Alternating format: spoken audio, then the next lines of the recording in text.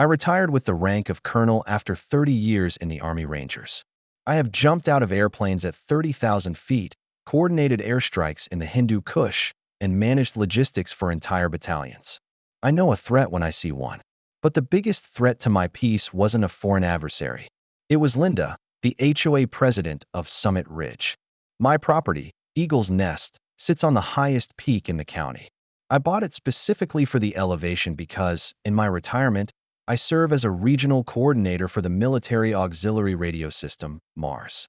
We provide emergency communications for the Department of Defense and civil authorities when conventional networks fail. To do that, I have a 100-foot round 55G steel tower in my backyard with a massive beam antenna. It is a piece of critical infrastructure. To Linda, it was an eyesore. Linda moved into the subdivision below my hill 6 months ago. She was a woman who believed her property rights extended to everything she could see from her patio. She drove a silver Mercedes and treated the neighborhood service workers like indentured servants. She hated my tower. But more than that, she hated that a black man lived in the big house on the hill. She started with the drone flights.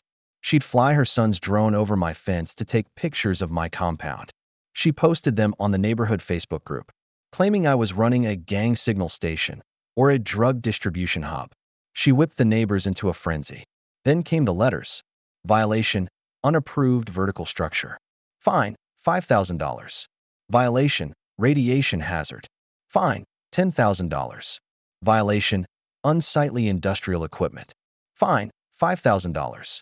I responded to each one with a copy of my deed, which predates her HOA by 20 years, and a copy of PRB 1, the federal regulation that protects amateur radio towers from local zoning overreach. She ignored them. She wanted a fight. She got one on a Tuesday evening. I was participating in a scheduled transcontinental emergency comms drill with the Pentagon. It was critical timing.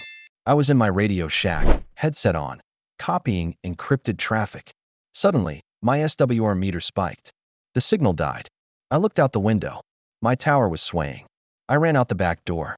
There was Linda, standing at the base of my tower with a landscaping crew.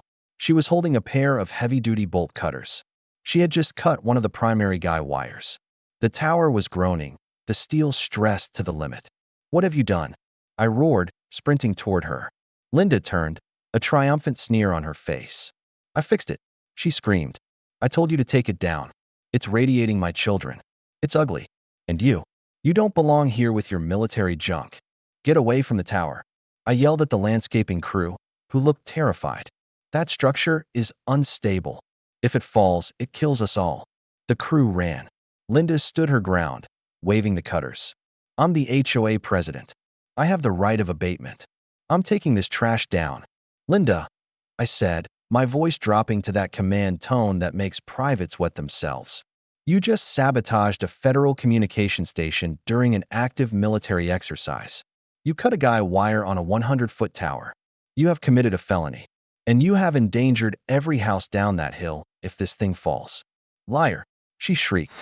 "It's a ham radio. It's a toy. You're just trying to scare me because you think you're tough. Well, I'm not afraid of you people. You people. The universal code for I don't respect your humanity." I pulled out my radio. I didn't call 911. I called the base. "Range control, this is Colonel Thorne. I have a code red at my station. Civilian sabotage of Mars infrastructure. Immediate structural failure imminent. Requesting MP assistance and local fire for stabilization." Linda laughed. "Who are you calling? Your gang friends?" "I'm calling the military police," I said. "And the FCC." She scoffed. "The Army doesn't care about your little radio." 10 minutes later, the ground shook. It wasn't the tower falling. It was 2 up-armored Humvees tearing up my driveway, followed by a sheriff's cruiser and a fire truck. Military police in full rattle, vests, sidearms, helmets, poured out of the Humvees. They secured the perimeter instantly. Sheriff Miller arrived a second later. He saw the cut wire. He saw the leaning tower. He saw Linda holding the bolt cutters. "Colonel," the MP sergeant barked, saluting me. "What is the situation?"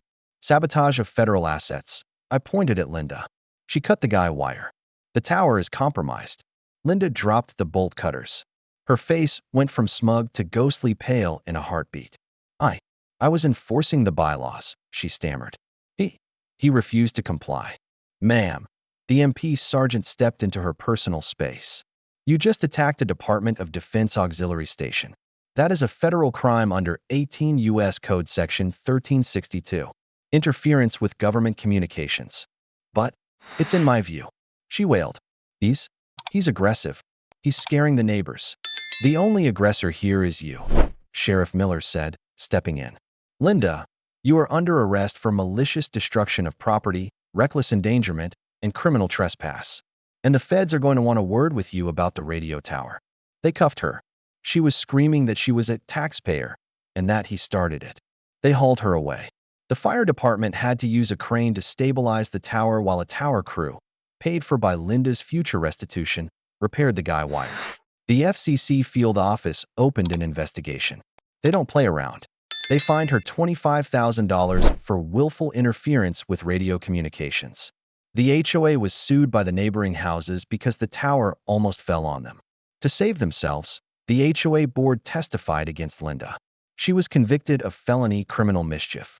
She served 18 months in federal prison because of the threat to national security infrastructure. She lost her house, her Mercedes, and her status. I'm still here. The tower is fixed. And every time I key the mic to talk to a station in Germany or Japan, I look down the hill at the empty house where Linda used to live. The new neighbors asked if I could put a flag on top of the tower. I did. A big American flag. It waves just fine. Linda thought she could cut down a colonel. But she ended up cutting her own freedom short. That I have a question for you guys. Do you think 18 months in federal prison was enough for almost dropping a 100-foot tower on a neighborhood? Or did she get off easy?